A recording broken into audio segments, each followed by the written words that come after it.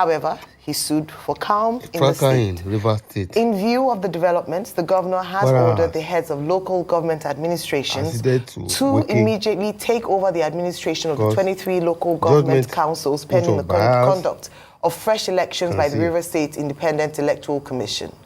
Fubara, in the statewide broadcast in Port Harcourt yesterday, said though he disagreed with the judgment, he was bound to obey the orders made as he runs a law-abiding government.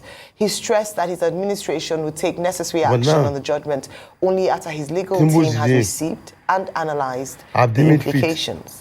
All right, so part of a lot of things that happened on Friday in the political scene, Professor Keeler, the Supreme Court judgments come out, and even though he has said as governor that he said his lawyer said the certified true copy of the judgment will be out on the 7th of March, which is later this week, he would wait to read it to fully interpret, and he's willing to implement.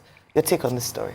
Well, bleak Friday for Fubara, the man and his administration. The corrupt in Nigeria. And, you know, and the defeat becomes even more bitter when you see the other side, i.e. the wicked how they might falling. Openly rejoicing. I think they gave a Thanksgiving or something like that. You know, some kind of joy. Yeah, so it's you know, it's a personal blow on Fubara. But I think part of this is a chronicle of disaster foretold for those of us who follow the legal side of this. And it's a case of justice against law, you know, that kind of thing that students of philosophy of law will be familiar with, those kind of essays that we're taught to write those days. Because it can be argued that Fubara was playing politics, but was he doing it in the confines of the law? It can be argued that the other side, led by Nyesom Wike, is playing politics, but are they doing it in the interest of justice? These are the kind of questions that we need to like. In all these, where are the people of River State? This is a question I've been asking all along. There are some people who are now saying that really the Fubara maybe should have taken the proposal, the political peace accord that was given to him. I think a lesson here for all, and we have to be careful, what is emerging from rulings like this one and like other ones is the risk of what I call kakistocracy, a government of judges, not of the people anymore. Somehow, because of the inability of politicians and politics generally in Nigeria to be able to manage their affairs, they are now playing second fiddle to the court. And really shouldn't be so, because for three reasons mainly. Number one, and I go beyond the Fubara Rivers Wike case, but to talk of institutions and Nigeria in general. Number one is that exposure of the court to politics so much is not good for the court, because matters of politics are social idea matters. They're never so black and white. So when the court exposes itself to so much politics, there's a risk that they lose their authority and legitimacy generally.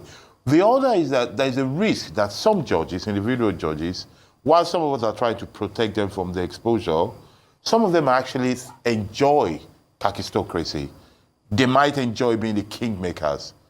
One, because of the power, two, because of the risk of influence. So I think we need to look at that, and we as a people and politicians in particular need to help that avert that risk. All right.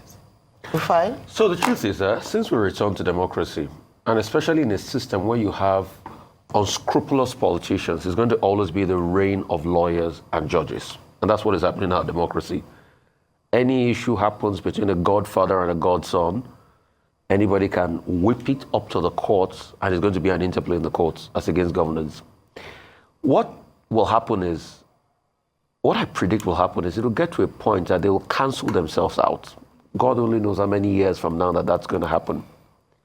And there might be two scenarios that will come out of it. Maybe there will be a reset, or there will be constant decay, descent into anarchy, especially what is happening in the system as we speak today. So there's going to be a reign of the lawyers and judges.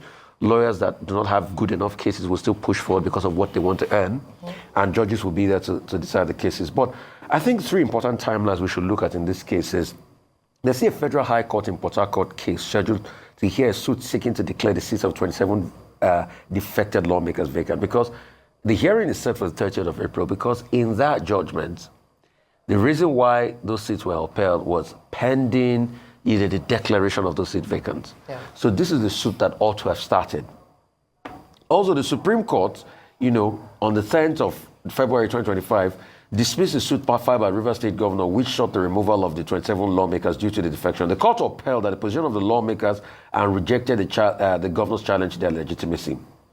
So, also, the court also halted the release of federal allocations to Rivers State, citing the governor's failure to present 2024 appropriation bill before the assembly led by Martin Amole. The import of this is all the things we fought Obasanjo for, and we supported Tinubu about, is now happening in Tinubu's administration. I've never heard that. You spite a people because of the political impasse of their leaders. You spite representation because of the political impasse of their leaders.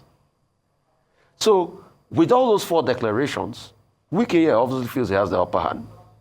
Let's see how this will sit. Anyway, Fubara has already said they should go and do local government elections and things like that, and he's given a statewide broadcast. Yeah. But let's see how this will sit as regards proving the case of the defection of the seat. In a